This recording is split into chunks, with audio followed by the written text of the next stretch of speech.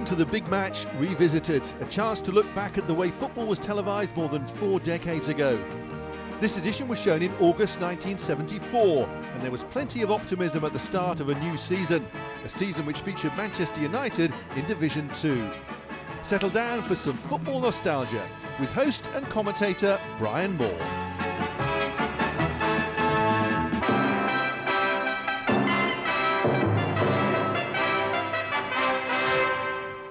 A warm welcome again to the Big Match, and on this first weekend of the league season, there's no doubt who's in the hot seat. It's the new Leeds United manager, Brian Clough.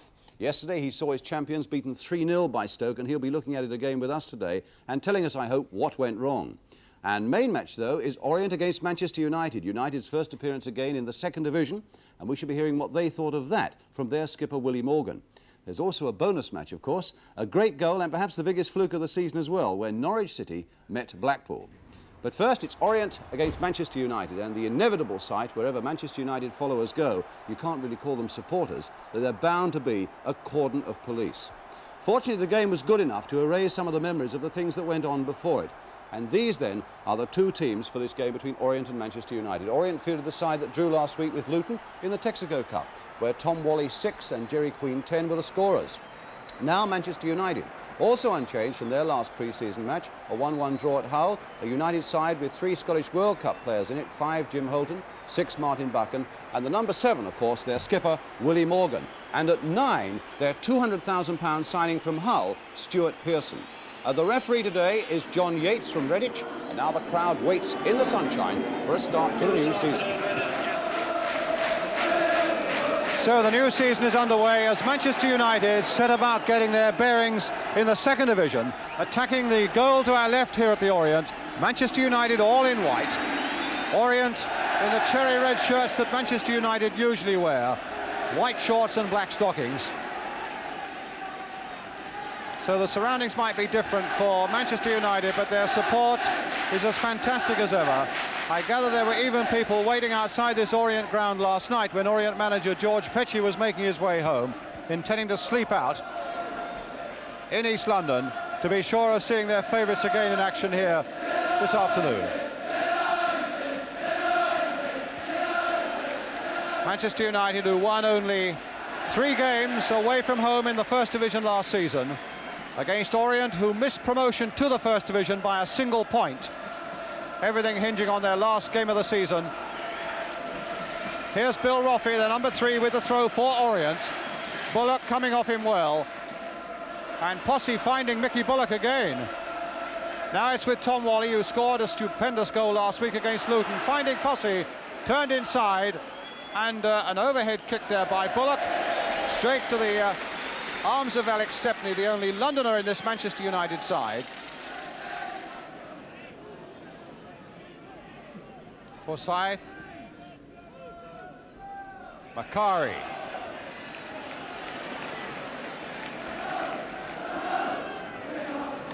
So it's a free kick then to Man United.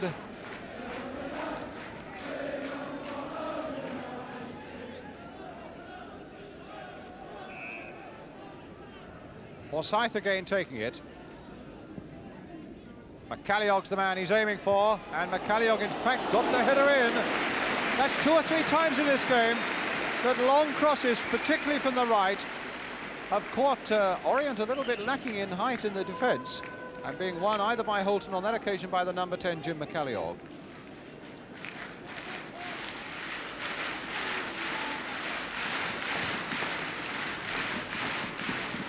Queen's header, Forsyth, forward for Macari. Looked like handball, and it was.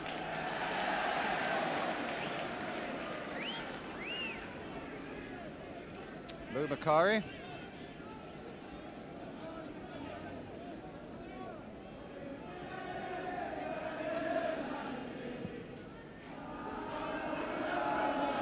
That time Holton didn't quite get to it in the air, but there's Daly back in support. This young Irishman. Stuart Pearson going off, being hounded though by Harris. Pearson shows a fair bit of pace and a lot of determination by the way he went in there on Hoadley. I'm not at all sure that it was an entirely fair challenge.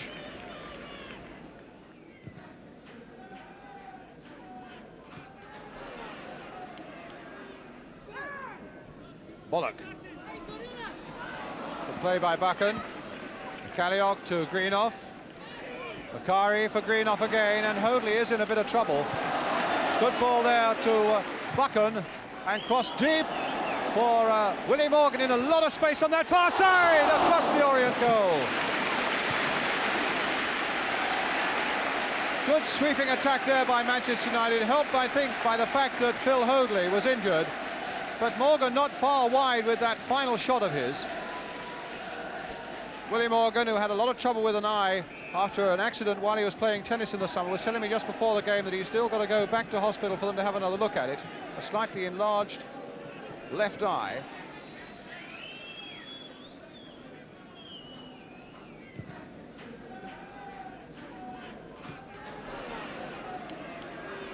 Played back by Holton to Stepney.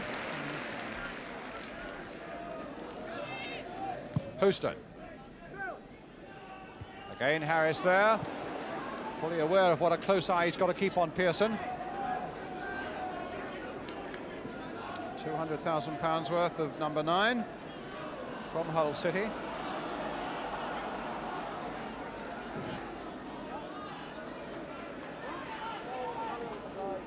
Bakari also looking very lively, doing well to get that ball in, but Harris was blocking the way.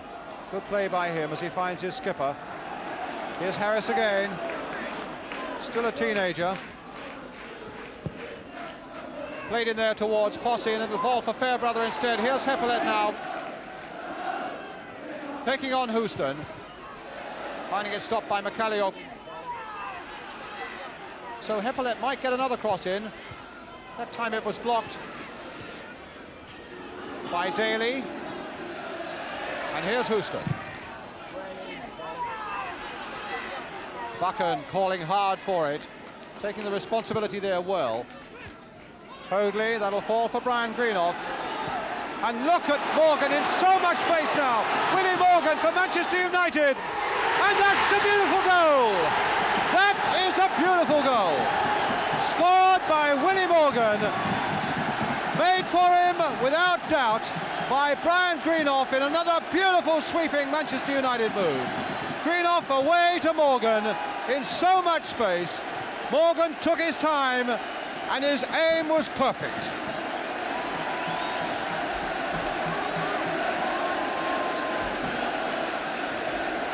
And the Orient fans are silent. Manchester United fans are jubilant as Manchester United score their first goal in the second division, and it could hardly have been a better one. And Willie Morgan, the man who's had all that trouble with his eyes during the summer, is the man who got it. There's Bullock. That time it's got away by McCallioch, since that tennis ball hit him in the eye, and he thought for a while he might lose the sight in one of his eyes. But Morgan could really see what he was doing there.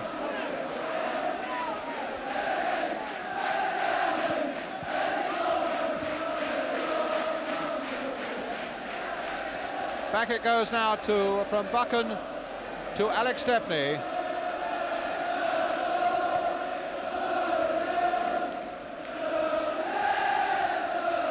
And there's the man, Willie Morgan, who knew what he was doing, and it's that sort of class that is going to help Manchester United so much this season.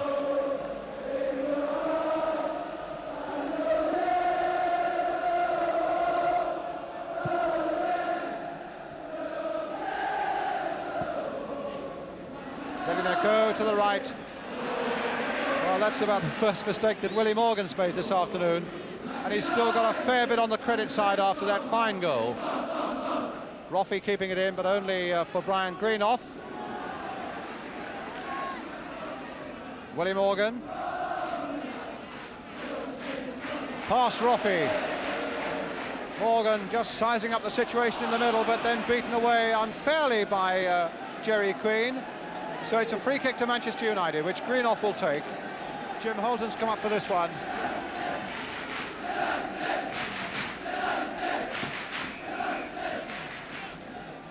In fact, they've got everybody up. And there's Pearson's header. And Jackson was in a lot of trouble getting that one away.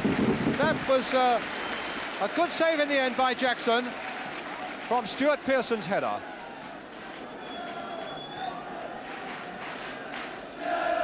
Fairbrother going in. Bullock stretching out.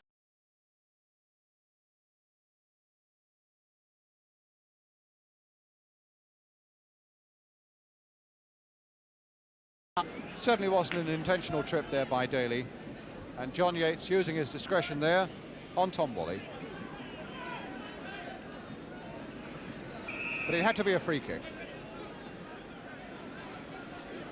Now, can Orient pull something out in the last seconds of this first half? Bullock is there with a glancing header, but it's a goal kick. And there, in fact, is the half-time whistle. And a very satisfactory first half indeed for Manchester United, back in the second division. Going into half-time with the lead in their favour, the goal being scored by Willie Morgan, and a superb goal it was as well. Manchester United looking the better side throughout this first half. Orient looking a little overawed. A lot more to come on the big match this afternoon, including Stoke City against Leeds United. But the half-time score here then at Brisbane Road, Orient, is Orient 0, Manchester United 1. We'll be back in just a couple of minutes. So welcome back then as we start the second half, with Orient now attacking the goal to our left, a goal down to Manchester United and to Willie Morgan. Tom Wally to Heppelet.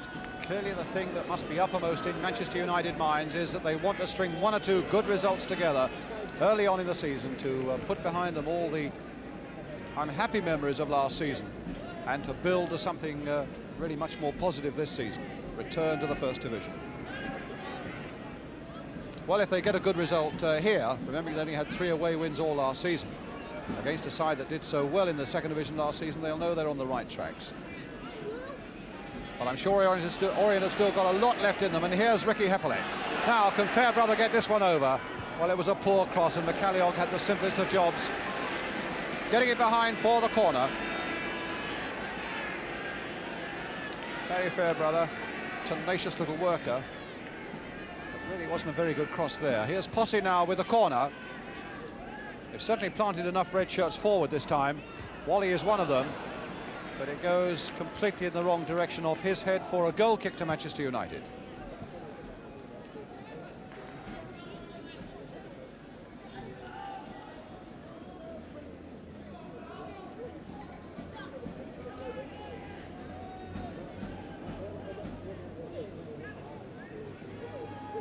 So Stepney with the goal kick for Manchester United.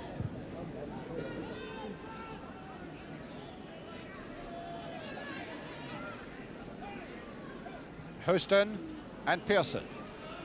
Macari, and away goes Pearson again. Wally shrugged off that Orient defender so well there and got the cross in, and that very nearly came to something because Greenoff had gone right in there and very nearly got on the end of it. Jerry Daly.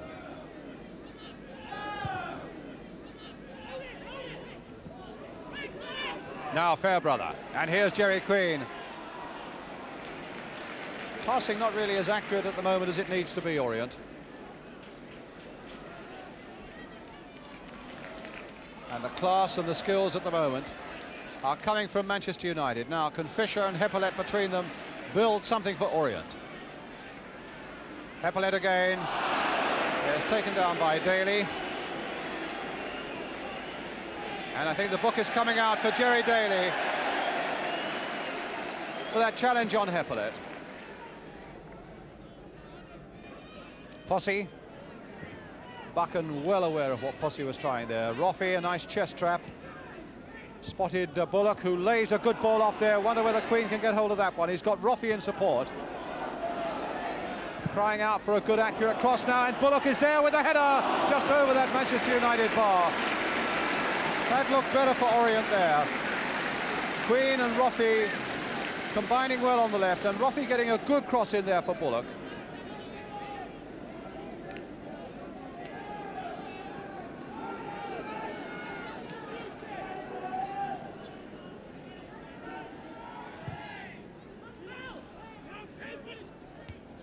Pearson and Roffey, and a throw to Manchester United. Morgan to Pearson. Played on nicely by Pearson there for Daly. Corner to United.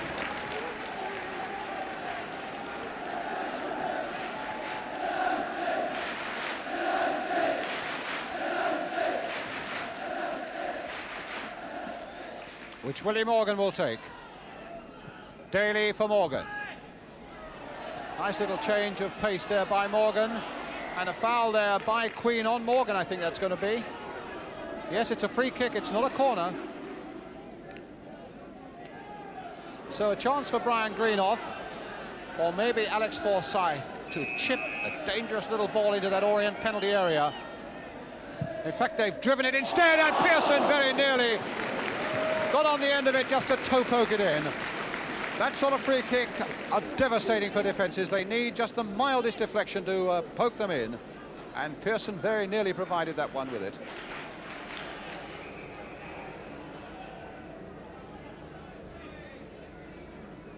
And here's Bullock. Played on for Hepplett again. He's got a good cross in there. And Stepney with Posse challenging. And the ball is still bubbling about there. And it's still play on, says the referee. And finally off Bullock. And it's still not away. And then Houston heads it away for Willie Morgan. The referee believing that that challenge by Posse on the goalkeeper was fair. And Queen challenging Morgan a little crudely. And Manchester United now get a free kick.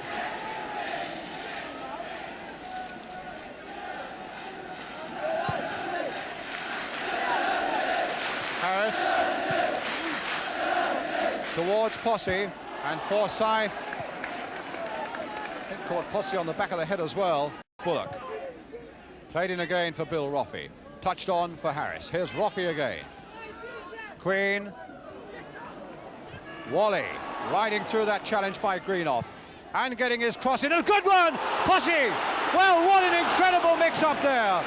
Posse almost got there with his header, and then in the end, when it was still bubbling about there and he was falling, he very nearly hooked it in. So Manchester United have had two little escapes there in skirmishings in their 6-yard area, but still lead by a goal to nil. A lovely cross there.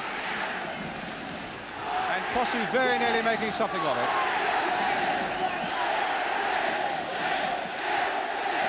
In fact, there was an infringement. Bullock off. And Orient now looking a better side as Fairbrother goes through. And Fairbrother just wide. Much more like it from Orient. You would hardly have recognised them for so long in that first half from the side that did so much last season. But in the last couple of minutes, they've begun to look the part again. Fairbrother so close there. Holton to Greenough. Played dangerously there, and it still could be dangerous, but it won't quite reach Wally, and Greenough recovered quickly enough. Wally now to Roffey. Played inside again for Jerry Queen. Back again for Wally, and now again for Roffey, and a little bit of space to get this cross in. If he can get round Forsyth, which he can. Oh, good bit of play there by Orient, and United were in trouble. Nice build-up down the left there involving Wally and Roffey. A lovely cross by Roffey that had Alex Stepney and the United defence in all sorts of trouble. So a corner on the far side then to Orient. Posse will take it. Harris was right in there. Will it come for Hepplett? Diving in there with a header. Houston got it away. Posse in there with the header. Wally will pick up that left touchline, Bill Roffey, and George Petchy, the Orient manager, wanting both his fullbacks to come plunging forward into attacking positions.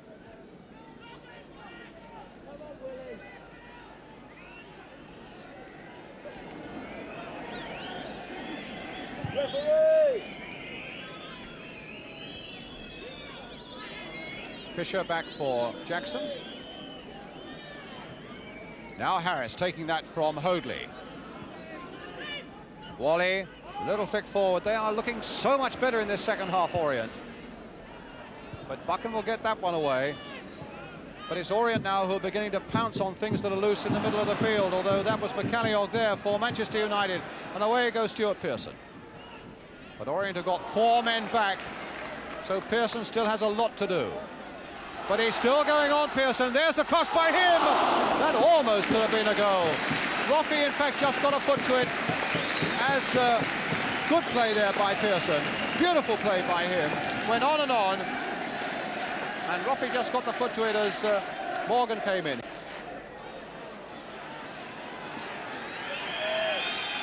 Now they want Sammy McElroy on.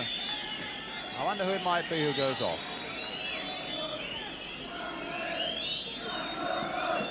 It's going to be Lou Macari who goes off.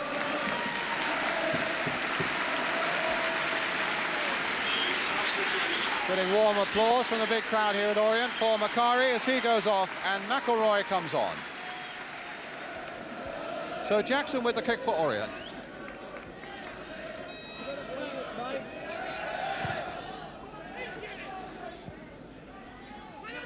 Daly. Roffey, it looked a bit like handball there.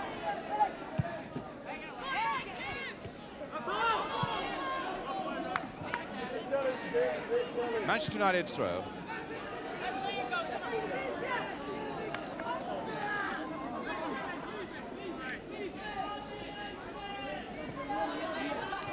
Pearson, again a tricky bounce that beat Harris that time. Here's McElroy now.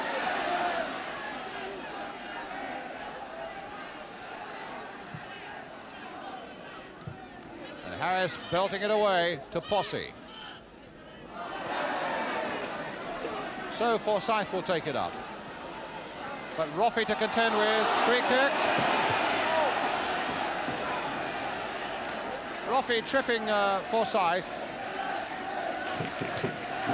Chance for Manchester United to take the pressure off their end of the field. And they've left only Martin Buchan back. Buchan and Posse are the only men, other than Alex Stepney, who have stayed back. So that really is a crowded Orient penalty area. As Forsyth chips it into the far side towards Houston. Oh, and what a header! And it's there by Houston! 2-0.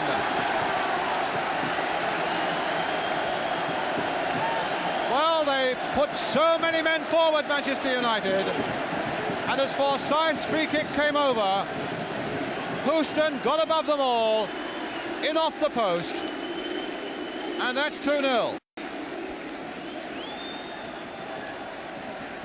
So Stuart Houston, who scored only 2 goals in the league last season for Manchester United after joining them from Brentford,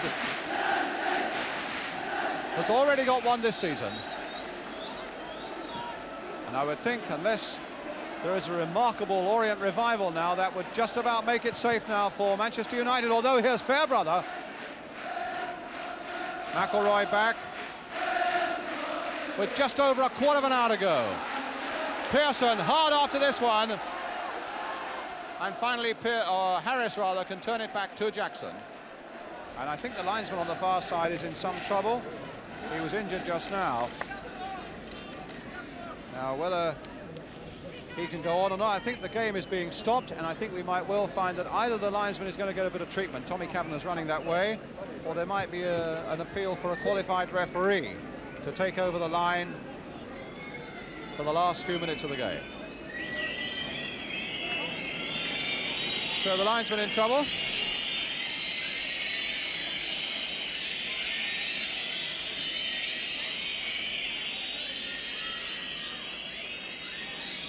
Mr. Gregory of Woking. So Mr. Gregory of Woking, the linesman on the far side. Brian Winston, the Orient chairman, has also got down there to see what they can do.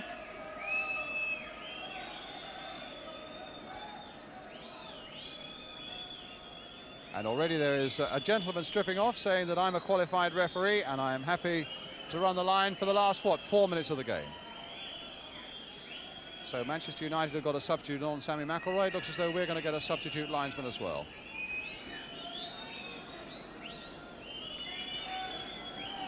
He's also going to have Tommy Kavanagh's tracksuit top.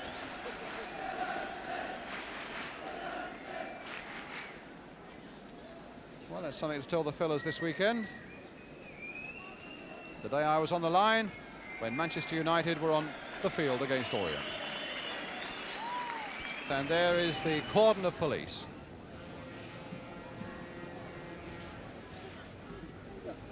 It'll be a throw, and it's given to Orient. A substitute linesman making his first. So Posse now will take it, but as we are well into injury time, there really doesn't seem to be time enough for Orient to get anything very profitable out of this game. Bullock couldn't get to that header, and it's Holton leading him away. Towards Pearson, that's 1 against 1 now. And as he got the beating of Harris, still with Pearson. Ruffy coming back to support his defence. It'll be with Daly now. Back again for Willie Morgan, aware that Queen is hard behind him. And Wally can get this one away for Orient. Good header there by Houston to McCalliog. Again, the referee looking at his watch. We're well into injury time as it's crossed in once more towards Pearson. Harris getting that one away. Here's Posse, and there goes the final whistle. Impressive Manchester United, well deserving their 2-0 victory. A good start for them in the second division. A victory with goals by Willie Morgan in the first half, and then one by Stuart Houston in the second half. There's Houston number 3, whose header really wrapped up this game for United. And well, they deserved it. As the young fans come on, I think we should be seeing a lot of Manchester United on the evidence of this game towards the top of the second division this season. So we have then a final scoreline here on the first league game of the season. Orient 0, Manchester United 2. Yes, indeed, Manchester United so impressive there. And after the game, I spoke to their skipper, Willie Morgan, and asked him first how important a good start was for Manchester United. Yeah, I think any team wants this, Brian. It's great to get a good start, especially away from home. First game away down London, you know, it's very, very hard because you start thinking about if you get beat, how hard it's going to be. And he said, you know, the pressure's tremendous. And the fact that we've come here and won, it'll be, you know, it's a great booster for us. You've given your side a good start with your goal. Tell us a little bit about how that appeared to you. Well, it was a good ball from Brian Greenough, tremendous ball. And the goalkeeper come out as I was running through. To tell you the truth, I just hit it. I had no idea where it was going. I just put the head down and hit it. So that's half my total of last season. So I'm quite happy. Was there a time this season when you were very worried about your future in football? You had this accident with tennis. Tell us about that. Well, I didn't think I'd be able to start the season. I'm not fully fit yet. In fact, far from it. It'll take me several weeks before I'm fully fit. My first training session was last week in the game against Hull, in which I had to come off because my legs seized up. And I've had 3 or 4 hard mornings last week. And at the moment, you know, my legs are very, very sore. So it's going to take me 2 or 3 weeks before I'm fully fit myself. So the fact that we've come down here and won, I think, today, with a half-fit player in the team, is even more heartening. Brilliant. But you had this, the tennis ball was in your left eye, wasn't it, Willie? Yeah. How did that happen? It came off a racket? It came, well, when the boy served it, he served it into my backhand, and the ball bounced badly on the shell. And as the ball came up, I tried to get my racket up. And if you can imagine, I had my racket up here, and it hit the edge of the racket, which knocked the tennis ball into a sort of egg shape. And unfortunately, the point of the ball caught me right in the eye. The doctor said it was a 1,000,000 to 1 chance. And do you see all right now? Well, it's still slightly blurred. The pupil's still slightly enlarged. And I've got to go back again after a month of playing and training to see the reaction to the eye. And then I've got to do what the specialist says. Well, Willie Morgan recognises the true value of loyal supporters for Manchester United, but what about the troublemakers who follow the club around? And so on. Yeah, I mean, they're not supporters. We don't call them supporters. You know, they're ruffians. And certainly, to wear the scarves of Manchester United, these people, you know, we don't want to know them. Manchester United skipper, and a very happy one, and it's good to see that eye is getting better, Willie Morgan. Don't forget, still to come on the big match today, highlights of Stoke City against the champions Leeds United, with comments in the studio from Brian Clough. But we now move on to more action from the second division, and it's also involving another club relegated with Manchester United last season. That's Norwich City, of course, who yesterday were at home to Blackpool. The match was covered by Anglia. The commentator is Jerry Harrison, and Norwich are in the darker shirts, the dark shorts, and we pick up the match in the second half. Stringer, the man on the near post, Forbes behind him on the goal line. Up comes Powell. Here's Sullivan. Sullivan still going. And Powell, a difficult one for him. Powell, yes! Off his knee! Tony Powell, well, they won't get a luckier goal than that, but they'll love it. And that was a reward for persistence and good defensive play that earned him his first goal for Norwich City in his first game. It looked as if he'd lost possession of that because it wasn't a good pass to him, but he kept going and off his knee, leaving Burridge with no chance at all.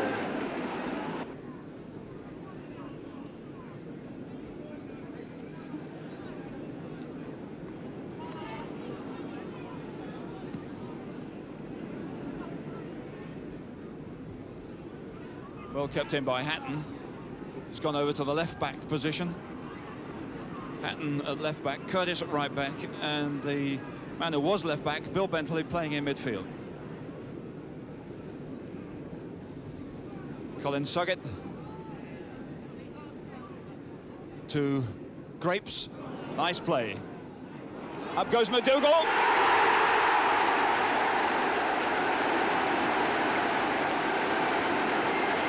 So McDougall, fit or not, scores for Norwich City, but necessarily all the congratulations should go really to Steve Grapes. The throw-in came from Colin Suggett. Grapes with a lovely bit of play, made himself space and a good cross, and there was the experienced head of Ted McDougall to finish it all off. 2-0. And a good bit of space here for Sullivan.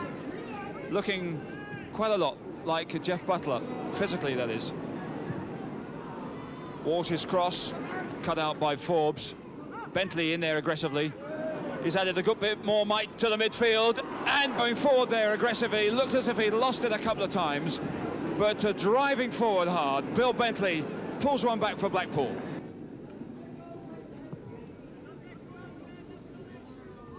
Boyer to McDougall.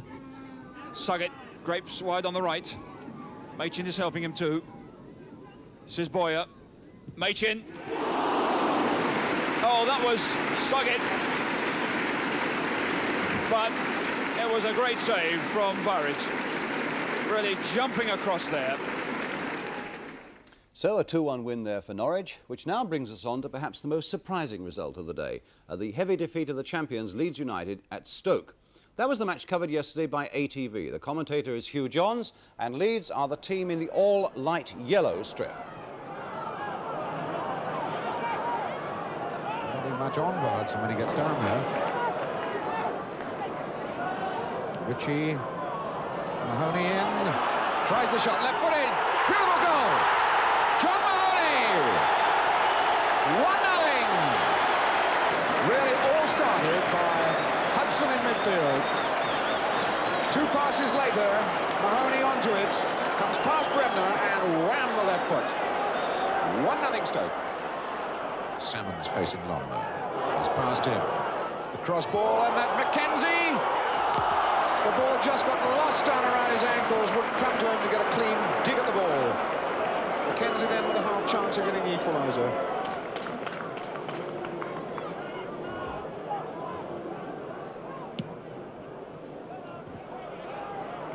Ritchie on for Greenough. Ritchie goes again. Little fingertip that one over the bar. Neat bit of working by the 2 Stoke strikers.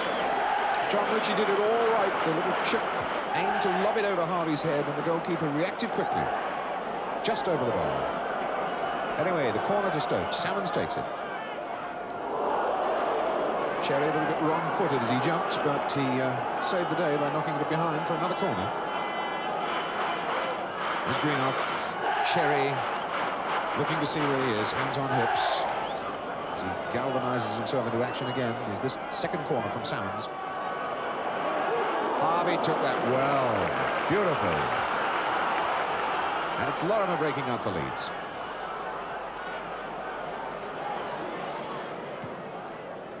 The long one for Mackenzie. Trying to guide it towards Bremner. It didn't come off for him. Hudson goes on the outside. Against Cooper. Now has a roll. Aiming for Ritchie, and McQueen was too tall. Kenzie back for Madeley. Now Giles.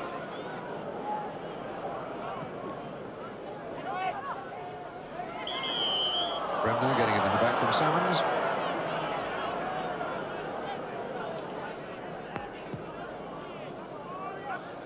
Well, the champions started off last season with reeling off 7 wins in a row.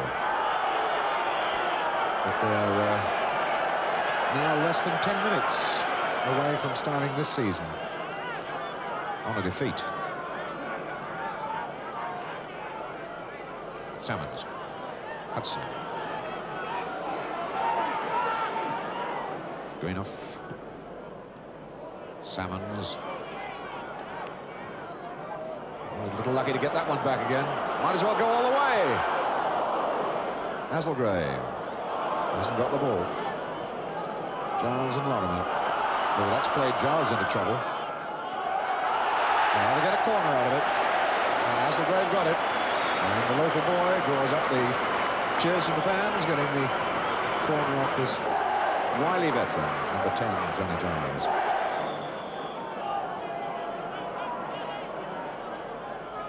Hudson to loop it in there. Oh, well taken, Harvey. Right at the feet of John Ritchie. The ball put there by the twisting header of Greenough. Cooper comes out. Madeley. Mackenzie.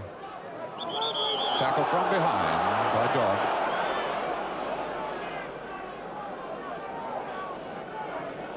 Giles to take it. Cooper. Cooper taking on Marsh and Hasselgrave. Madeley now.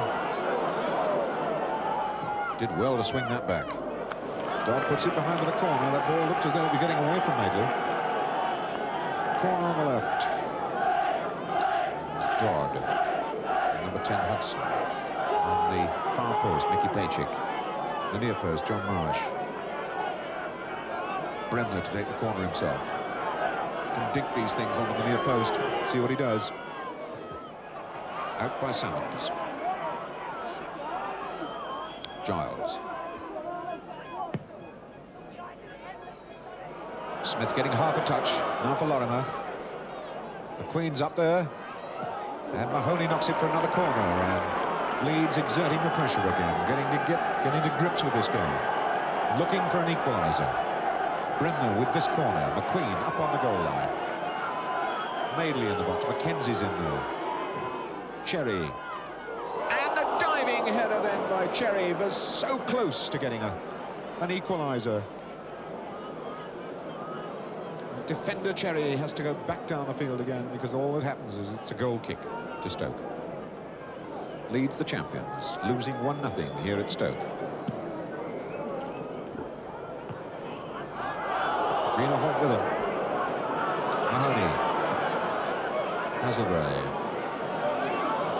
Caught then by Madeley. Cooper. Giles. Giles having an outstanding game, skimming this ball around. Bremner.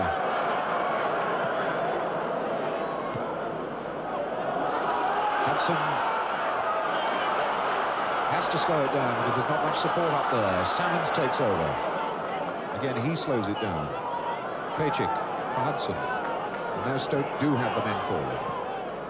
Hasselgrave's one of them, and touch then for Greenough. And a deflection. A deflection took it away from Dave Harvey, but it's 2-0.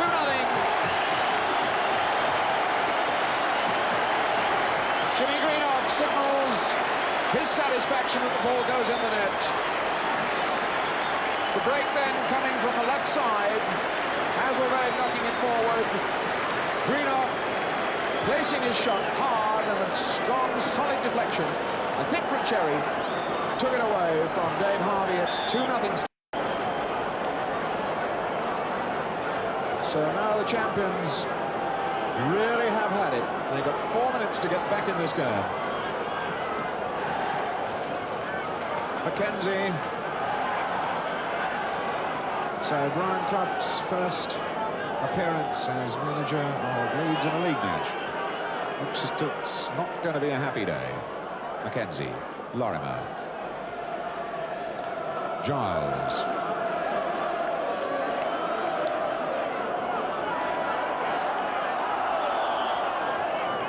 Free kick finally to Stoke.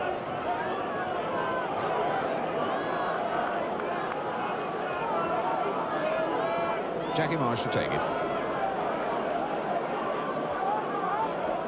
Well, the crowd wanting another goal from Stoke now. I think we said earlier that the three games that Stoke have won here on their own ground against Leeds have all been scored by 3 goals, and there's Greenough charging in really as their first.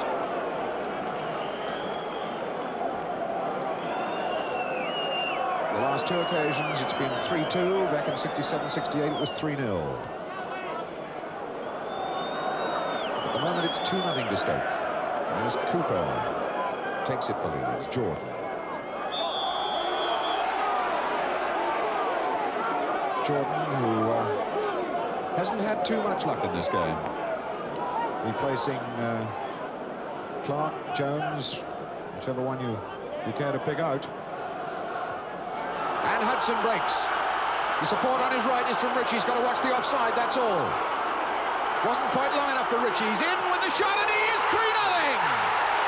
We wanted that third goal, and we got it. John Ritchie, as the crowd erupts. Well, I think that was sheer tiredness by Leeds that let Hudson in down the middle of the park. The knock ball at John Ritchie, and this veteran, superb striker, knocks in goal number 3 for Stoke. Well, then it's definitely all over. Brian Clough, in wondering what your reaction to that is, I must say that after seeing that and after your long drive down the motorway today, for which we're grateful, you seem very relaxed and philosophical about it all. Those goals, watching them again, you know, they've caused me as much pain as I did yesterday, but it's a little bit one-sided, the film. I know how many goals we missed. I know how well we played. And if it had been perhaps 3-0 to Leeds at half-time, then the game would have been over. Yes, we should establish that that was, in fact, the second half that we showed highlights of there, and you dominated the first half. We dominated 80% of the game. But missing chances, that's something you can do very little about. I mean, how bad were the chances that were missed? Well, they were bad enough. They were spread right along the line. I thought the one of young Mackenzie's there was the least of the good chances. That was a bit tight. He'd missed one a lot easier than that. You can do nothing about it except to say to the players who missed them, i.e. Paul Madeley, even Terry Cooper, who missed the goal from about 8 yards, just keep going in there and hit the target. You know, we've told them many, many times, and I just repeat in training sessions what I've said on here. Get them into the penalty area, get them on target. You also lost the ball much more than I've seen Leeds United defenders lose balls in the past. Well, we had a spell in the second half where Stoke, I don't think, touched it in 10 minutes. And then we went to bits a little bit. We got a little bit desperate. They were so keen to do well yesterday, it was unbelievable. We lost a bit of our composure. We conceded these 2 silly goals in the last 5 minutes, and that's when we lost our composure. Why were they so particularly keen to do well yesterday? Well, for you? I hope it was for me, and I'm sure it was for themselves, and certainly for Leeds. They are professionals. They're very proud of their records, Brian. They're very proud of the fact that they were champions. They're very conscious of the fact they're champions. And they wanted to go out and do well at Stoke. Stoke's not been too good a ground for them in the past. They conceded 3 there last year, and they just wanted to do well. Let's look at 2 of the goals that Stoke City scored against you, Brian. And I'd like you to look at them now through the eyes of the Leeds United manager and tell us where things went wrong for you. Here's the first one. We lost it in midfield on the halfway line. That's little Johnny Giles having a go at getting it back from Hudson. Plays the ball there. Terry Cooper perhaps should have been a bit tighter, but this is where we should have had it. Billy should have had it there. He was slightly off balance, but Mahoney looks up there and from what? Fully 25, 26 yards, sticks a ball in the net that David Harvey must have thought was going outside. Felt very sorry for him at that point. This is the 3rd goal, right at the end. Well, this is desperation stakes. If you look at the top of the picture there is McQueen going on the right-hand side of Madeley. Now, Paul should have done a little bit better here, but he didn't. Where was McQueen going there? He was going there trying to, you know, get us back in the game, and we left ourselves wide open. He's a young player. He tends to do that type of thing. 2-on-1 there on Trevor Cherry. But the big centre-forward takes it well here, brushes that challenger's side, keeps it on the deck. Anywhere else, perhaps Harvey might have saved it. Kept it on the deck, kept his head, and he did the one thing we'd failed to do, stuck it in the net. You keep smiling, but what was the disturbing thing about it for you yesterday? There was no disturbing. I was very confident, I was very relaxed after the match. It's a long time since I've been involved in a match where we've been whacked 3-0, and that's the only description you can apply, where I've come away and said, well, if we play like that, we'll not only win the league, we'll walk it. Did you tell this to the team after the game? Oh, of course, of course. The heads were down on the floor. It was inevitable that they were, you know, bitterly disappointed. But it'll be sleeves rolled up on Monday morning, and believe me, I don't know what the First Division is going to do when we put our full team out. Yes, because you had 1 or 2 out with suspensions and so on. Norman Hunter, Alan Clark. Were Yeah, out, we've got this problem at the start of the season, and now, of course, on Wednesday night when we play QPR, we have Billy out as well. So it's Billy, Norman and Alan Clark. I'll send them all down here for a relaxing half hour. Well, I tell you what, now that you're down here in London, let's talk a little bit about the London scene. When I was with you in Leeds earlier in the week, you weren't holding out too many hopes for London this season. Well, I couldn't see you overtaking the Leeds and the Liverpools, and perhaps the Derbys and the Ipswiches, that type of thing. And the results didn't go too well yesterday. For the fact that you think you are the capital of football, you know, I think you were 2 out of 20 yesterday in points, something like that. Arsenal kept the flag flying. You know, Orient were beaten, Chelsea had a bad result, West Ham were whacked. Why do these things happen? Is it just a cycle that London's going through? Brighton beat Crystal Palace, let me finish. Yes, they're just going through, Did you miss a Peter bad Taylor time. yesterday? Oh, of course I missed him. Of course I missed him. It's the first time for years we've not been together on the opening of a season. He had a superb result, and he well deserved it. But I'm still puzzled by this London thing. I mean, do you think it's as bad that we haven't got a prayer down here this season? I can't see you winning the championship. And that's always a bad sign, because that is the bread and butter, and that is the thing that every manager wants to win. Obviously, you'll have as much chance in the cup ties as anybody has, but if you ask any pro, or ask any supporter, or ask any manager, ask anybody connected with football, what's the thing to win? It is the First Division. Well, it's nice to have you down here in London again for this big match programme, Brian, and it's good to see you as relaxed and as smiling as you are, and I hope the results go a little bit better for you from now on. Thank you very much for coming today. And that's it. Remember to join us again for On the Ball next Saturday lunchtime in World of Sport, and of course for the big match next Sunday afternoon. It certainly was a bad start for London clubs in the league yesterday. Only 3 of them won. Arsenal at Leicester, Fulham at West Brom and Brentford at home to Northampton. Our congratulations to them. And yet, on this programme, we've seen how 3 stars who escaped from the capital got off to a winning start. There was Alan Hudson, formerly with Chelsea, beautifully setting up this goal for Stoke City against Leeds. Here's Hudson. The support on his right is from Richie. He's got to watch the offside, that's all. Wasn't quite long enough for Richie. He's in with the shot, and he is 3-0. There was Ted McDougall, formerly with West Ham, scoring with this magnificent header against Blackpool. Grapes, nice play. Up goes McDougall. And there was Stuart Houston, formerly of Chelsea and Brentford, putting Manchester United well clear against Orient. Good afternoon. Scythe chips it into the far side towards Houston. Oh, and what a header!